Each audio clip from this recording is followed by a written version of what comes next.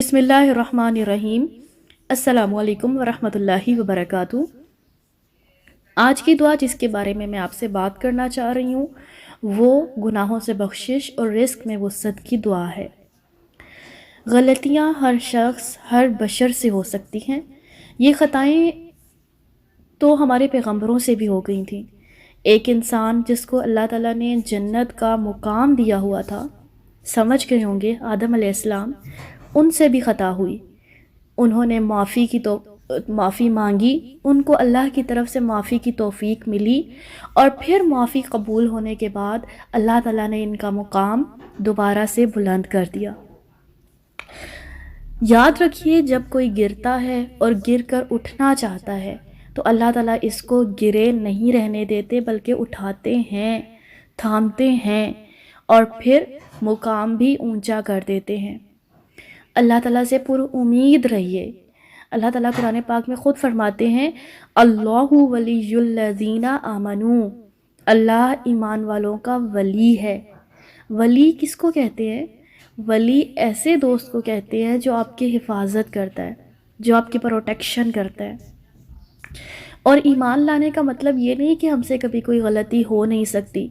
ईमान वाले भी गिर जाते हैं, गलतियाँ कर बैठते हैं, फिर ख़ुद को भी बाज़-औक़ात वो नाउमीद करते हैं, अपने अहबाब को भी नाउमीद करते हैं, अपने रब को भी नाउमीद करते हैं, अपने नबी को भी नाउमीद करते हैं। लेकिन गलती के बाद, अंधेरों में जाने के बाद अब करना क्या है? जी, जो हमारे पैगंबरों ने किया था, माफ़ी मांगी थी। जैसे मैंने पहले बात की कि हम ईमान वाले हैं, मगर इसका मतलब ये नहीं कि हमसे कोताही नहीं हो सकती।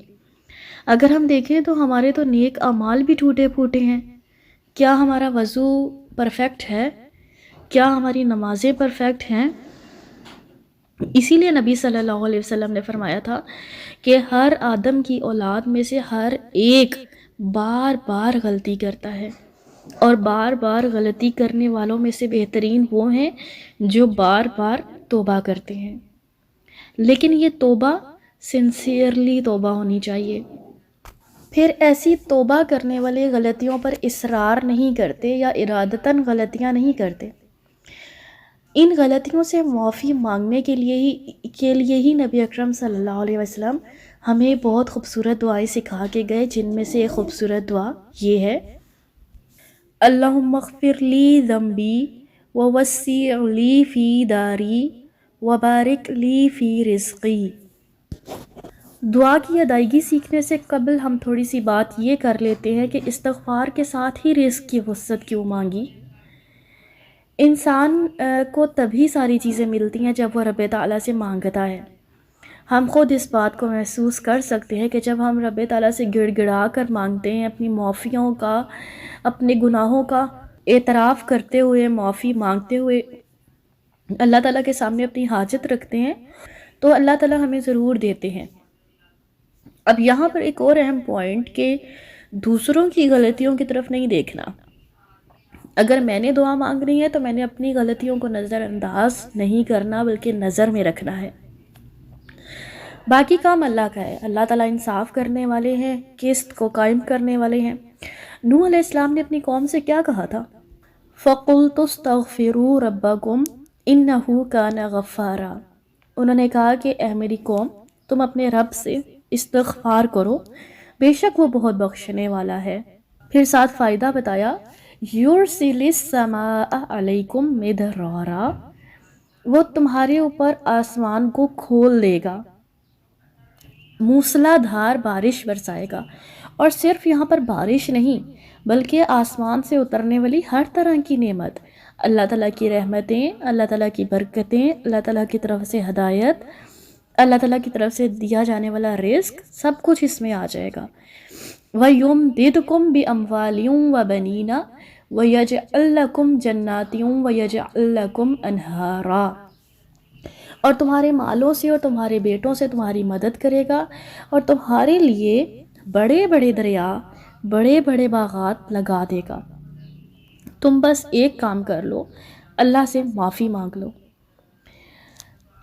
फिर एक बात कहती चलूँ कि हमें دوسروں کی غلطیوں کا بار بار احساس ہوتا ہے کہ اس نے یہ غلط کیا، اس کو یہ غلط نہیں کرنا چاہیے تھا، اس کو اپنی غلطی کی سزا مل رہی ہے۔ جس دوسرے نے غلط کیا ہے اس کو چھوڑ دیجئے، اپنی طرف دیکھیں، اپنی معافی مانگ لیں، باقی اللہ تعالیٰ سنبھال لے گا۔ دعا کی ادائیگی سیکھتے ہیں۔ اللہم اغفر لی ذنبی ووسع لی فی داری وبارک لی فی رزقی۔ اے اللہ میرے گناہوں کی مغفرت فرما، میرے گھر میں وسعت دے اور میرے رزق میں برکت دے۔ السلام علیکم ورحمۃ اللہ وبرکاتہ۔ آمین ثم آمین۔